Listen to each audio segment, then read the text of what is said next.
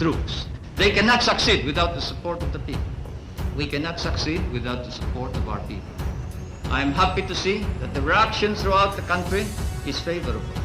I have received hundreds and hundreds of telegrams from all corners of the Philippines congratulating you and incidentally me for the proclamation of martial law, for the sudden cessation of anarchy and of criminality throughout the land, and of the re-establishment of an atmosphere of brotherhood amongst Filipinos.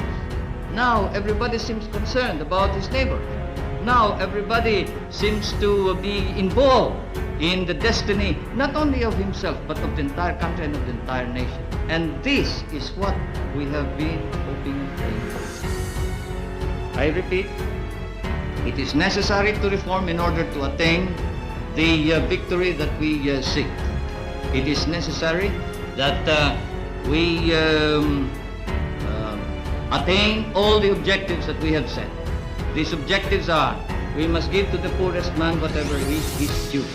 The rich man must now understand that this is a new kind of society. We will protect his rights.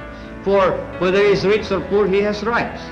And those rights are as sacrosanct as the right of the military to dignity and to a reputation and a standard of proficiency to which he is entitled. Thus it is important that we must tell everybody, and I ask you to do this, to go out to your assignments, to your respective areas, to your units, to your area of operations, and tell everyone that every citizen in this country has rights, and those rights should be protected, whether he is a businessman or a mere janitor, whether he is a tenant or a landowner. Those rights should be protected, but we will treat each other as brothers. The landlord must now learn to live with the tenant, and the tenant must be given his due. I am proclaiming today land reform throughout the entire Philippines.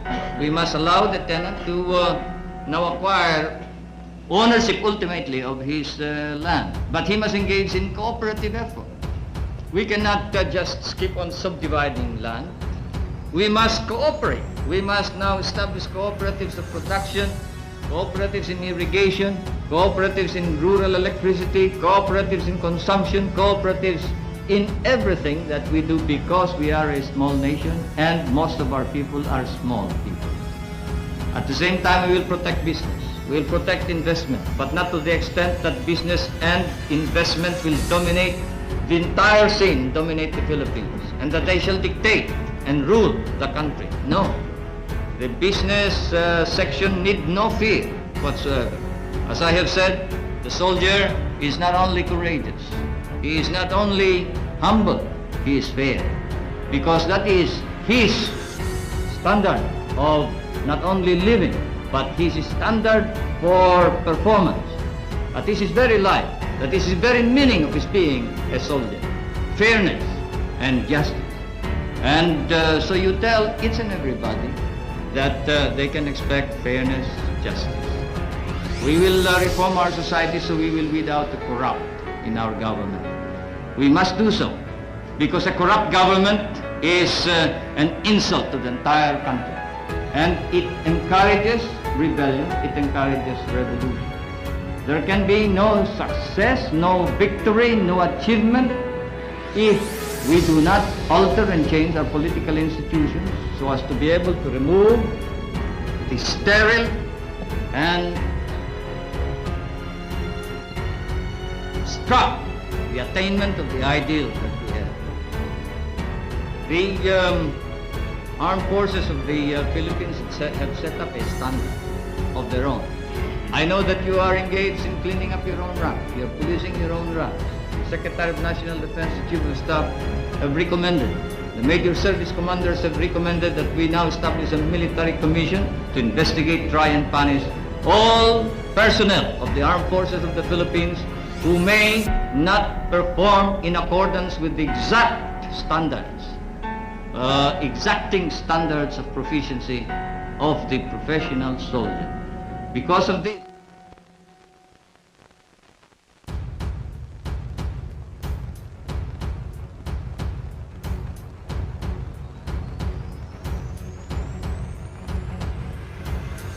never happened in the past.